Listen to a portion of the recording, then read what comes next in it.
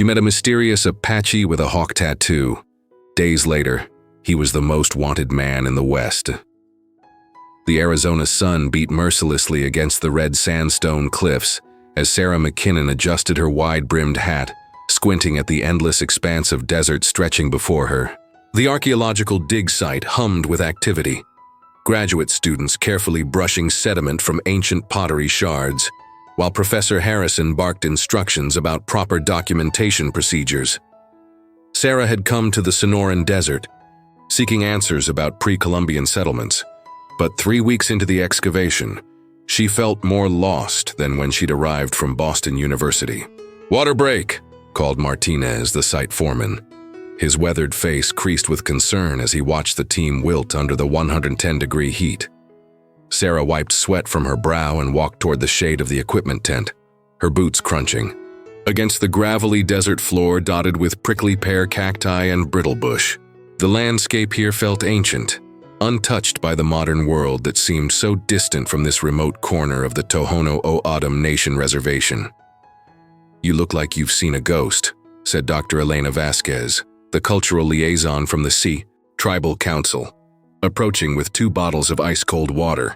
Just overwhelmed by all of this, Sarah gestured toward the dig site where they'd uncovered what appeared to be a ceremonial fire pit dating back over 800 years. "Back home, the oldest thing I've studied was a colonial farmhouse from May 32. This predates everything I thought I understood about indigenous settlements in this region." Elena smiled knowingly. "The desert keeps many secrets. My grandmother always said the land remembers everything.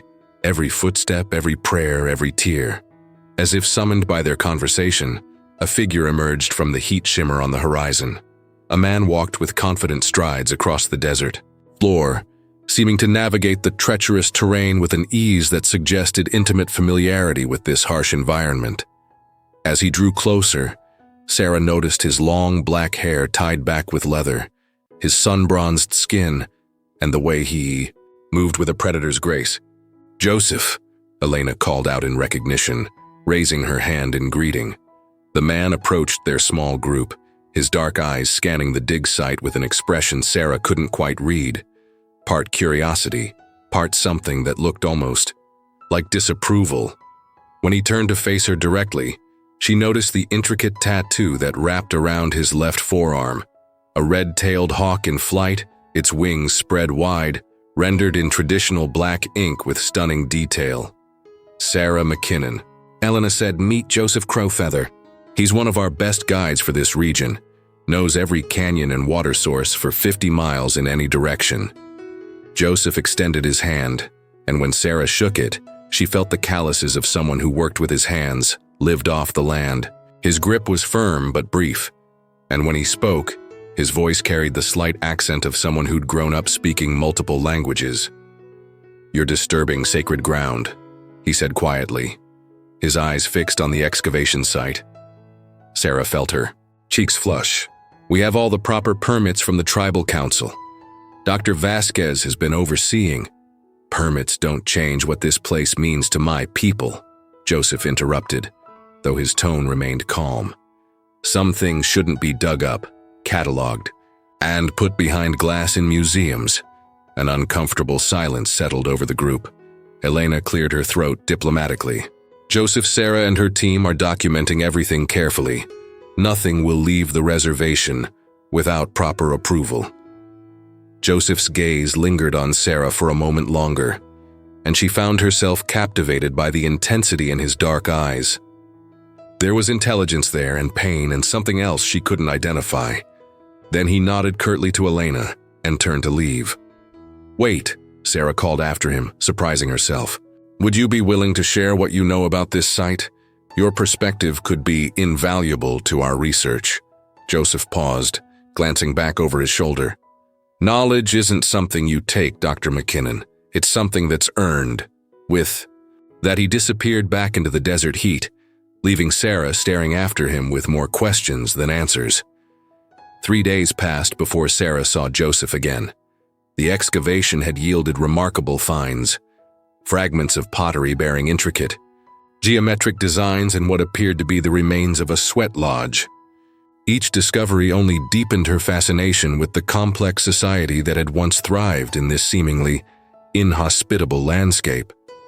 She was documenting measurements when she noticed smoke rising from a distant ridge, not the wispy trail of a campfire, but thick, purposeful columns that seemed to follow a pattern. 3 short bursts, a long plume, then 3 more short bursts. Elena, who was examining pottery shards nearby, followed Sarah's gaze. Traditional signaling, Elena explained. Someone's calling for help. Without hesitation, Sarah grabbed her emergency medical kit and water bottles, leaving the dig site despite Professor Harrison's protests about protocol. Elena led the way up the rocky slope, following deer trails that switchbacked through stands of mesquite and ocotillo. The desert that had seemed barren from a distance revealed itself to be teeming with life as they climbed. Roadrunners darting between creosote bushes, the distinctive rattle of diamondbacks warning them to keep their distance. They found Joseph beside a small fire on a mesa overlooking the valley, applying pressure to his left leg where blood had soaked through his jeans. His horse, a paint mare with intelligent eyes, stood nearby with obvious signs of distress, lathered with sweat and favoring her right front hoof. "What happened?" Sarah asked, dropping to her knees beside him and opening her medical kit. "Flash flood in copper. Canyon," Joseph said through gritted teeth. "Horse stepped wrong coming out. We both took some hits from the rocks." Sarah examined the wound, a deep gash along his shin, probably from a sharp stone. It needed cleaning and stitches, but it wasn't life-threatening. "This is going to hurt," she warned, pulling out antiseptic. "Pain is just weakness leaving the high body," Joseph replied, though his jaw tightened as she cleaned the wound.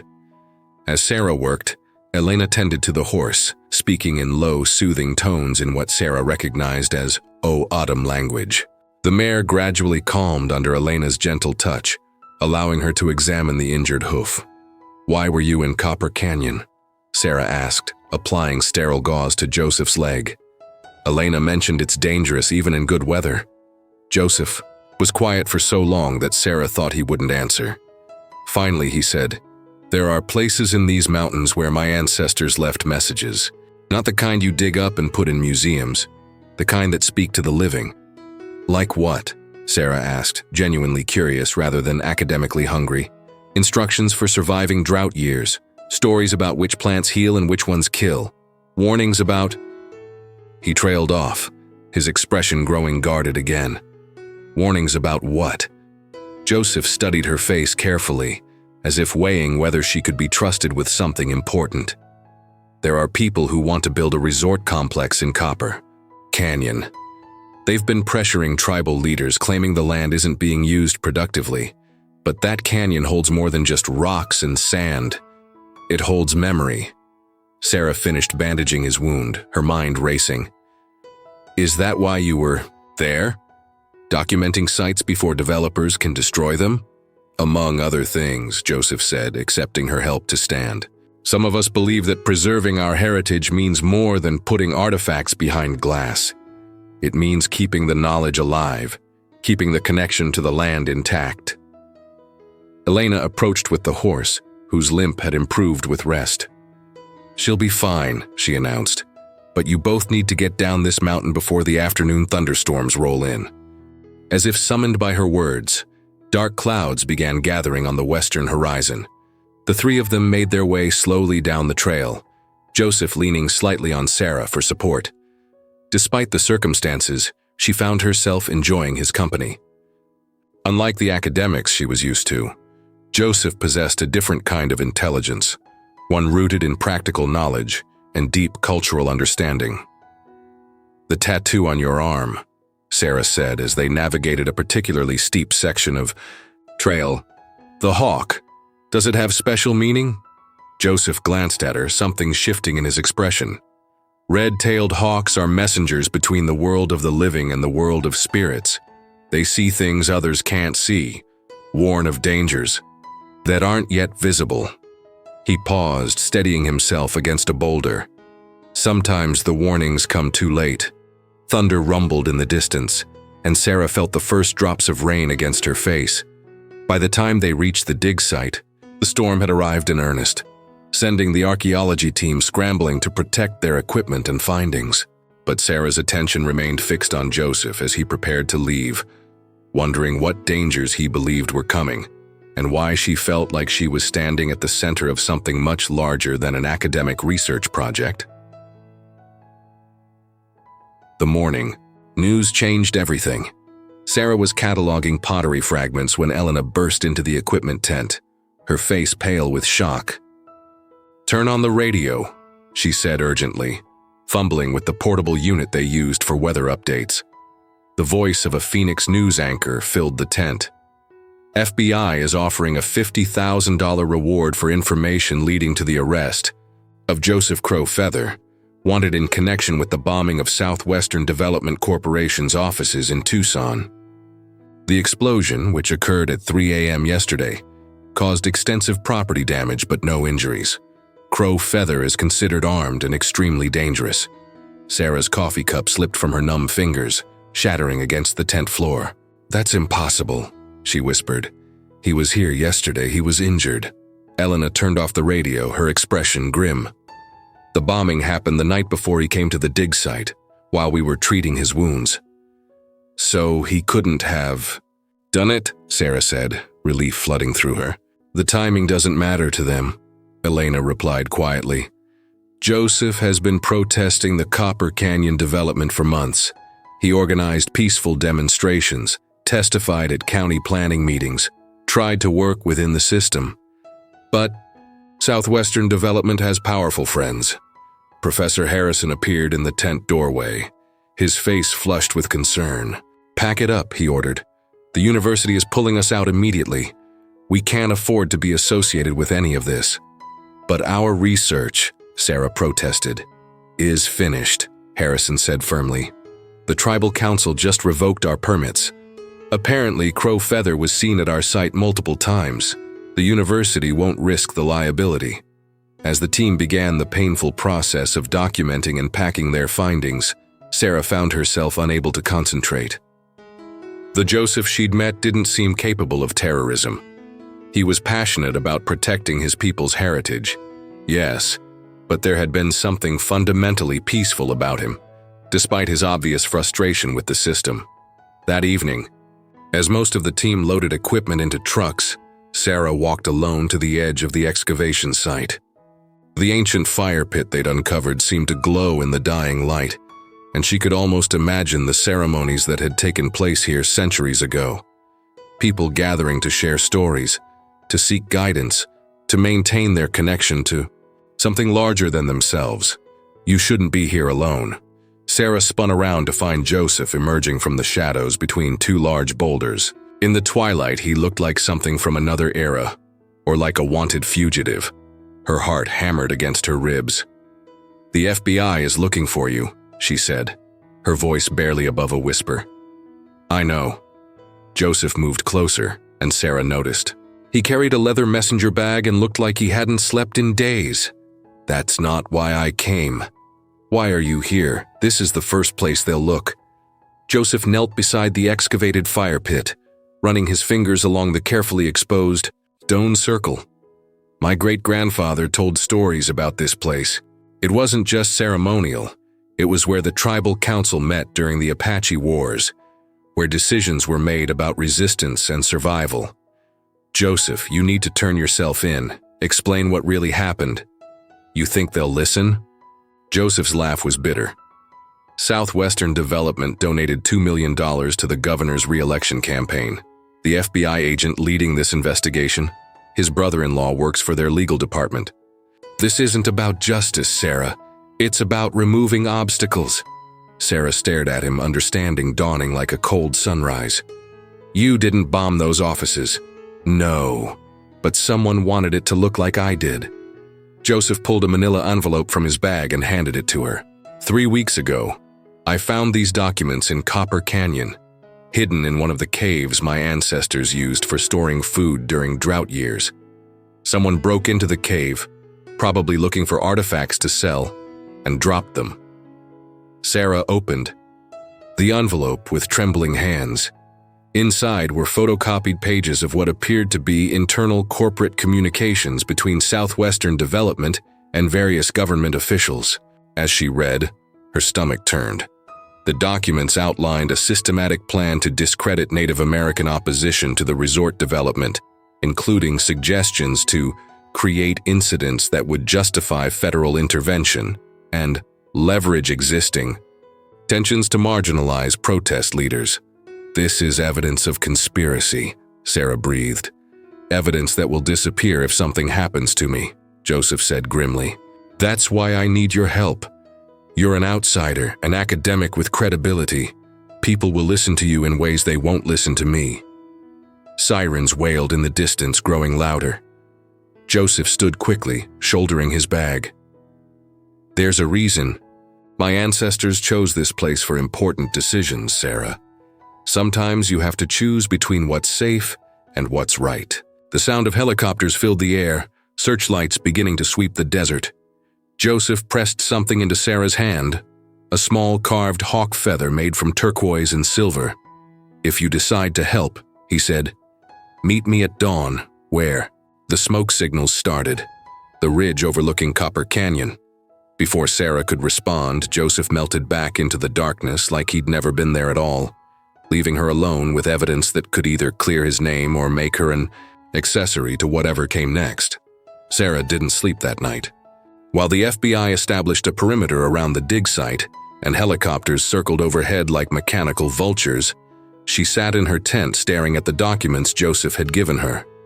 Each page revealed another layer of corruption, bribes disguised as campaign contributions, environmental impact studies falsified to hide the destruction the resort would cause, and most damning of all, a detailed timeline showing that the bombing had been orchestrated to coincide with Joseph's known whereabouts. In Copper Canyon, Professor Harrison knocked on her tent pole just after 5 a.m. "Transport leaves in 30 minutes, he said quietly. "The FBI wants to interview everyone before we go." Sarah folded the documents carefully and tucked them into her field jacket. "Professor, what if Joseph didn't do this?" Harrison's expression softened slightly. "Sarah, I understand you feel a connection to this place, to these people. But our job is to study the past, not get involved in present-day politics. Some fights aren't ours to fight." As the sun rose over the eastern mountains, painting the desert in shades of gold and crimson, Sarah made her decision. While the rest of the team loaded the final equipment and submitted to FBI questioning, she slipped away from the camp, following the trail she and Elena had taken 3 days earlier. The climb to the ridge overlooking Copper Canyon took longer than she remembered. By the time she reached the mesa where they'd found Joseph injured, the sun was fully up, and she could see the development company's survey markers dotting the canyon floor like a rash of orange flags. The sight made her stomach churn. This pristine wilderness reduced to another luxury resort for wealthy tourists who would never understand what they were destroying.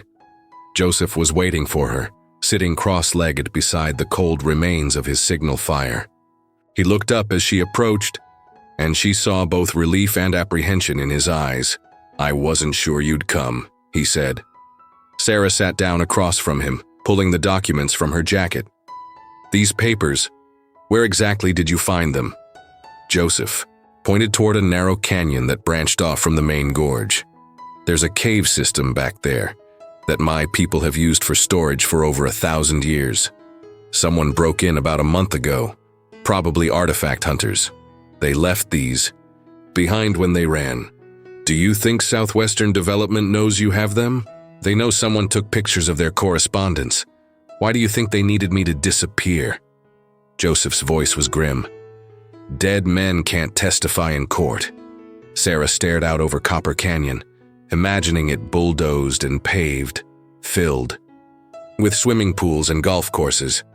Then she thought about the ancient fire pit they'd excavated, the pottery fragments that told stories of a sophisticated society that had sustained itself in this harsh environment for centuries through careful stewardship and deep knowledge of the land. "There's something else," Joseph said, pulling a small digital camera from his bag. "I photographed everything in that cave before I took the documents. traditional food storage techniques, water collection systems, medicine wheels that are still intact. If this development goes through, all of it will be destroyed. Sarah looked at the camera, understanding that she was being offered more than evidence of corporate malfeasance. She was being given the chance to preserve knowledge that might otherwise be lost forever, to be part of something larger than her academic career. "The FBI will be looking for you everywhere," she said. "How do we get this information to someone who can act on it?" Elena has contacts with environmental law firms, journalists who specialize in Native American issues. But they need more than documents. They need testimony from someone the authorities will believe. Sarah met his eyes, recognizing the weight of what he was asking. "Someone like me." "Someone like you," Joseph confirmed. "But I won't lie to you about the cost. Southwestern development has destroyed careers before. They'll come after you with everything they have." The sound of helicopters approached from the east, and both of them instinctively moved deeper into the shadow of the rocks. Joseph prepared to leave, but Sarah caught his arm. "The hawk tattoo," she said. "You told me hawks warn of dangers that aren't yet visible. What danger were you trying to warn me about?" Joseph looked at her for a long moment. "I was trying to warn you that sometimes the most dangerous thing you can do is nothing at all. When you see injustice and turn away, you become part of it." As the helicopters passed overhead, Sarah thought about Professor Harrison's words about fighting battles that weren't hers. But standing here in this sacred landscape, holding evidence that could protect not just Joseph but an entire way of life, she realized that some battles choose you. "I'll do it," she said quietly. "I'll testify." Joseph smiled, the first genuine smile she'd seen from him. "My ancestors believed that every generation faces a test of their courage and wisdom. Maybe this is ours." Together they began the treacherous descent into Copper Canyon, carrying with them not just evidence of corruption, but the hope that sometimes, when people choose courage over comfort, justice over safety, even the most powerful forces can be stopped. Behind them, the ancient rocks kept their secrets, as they had for countless generations, waiting to see what this generation would do with the choice they'd been given.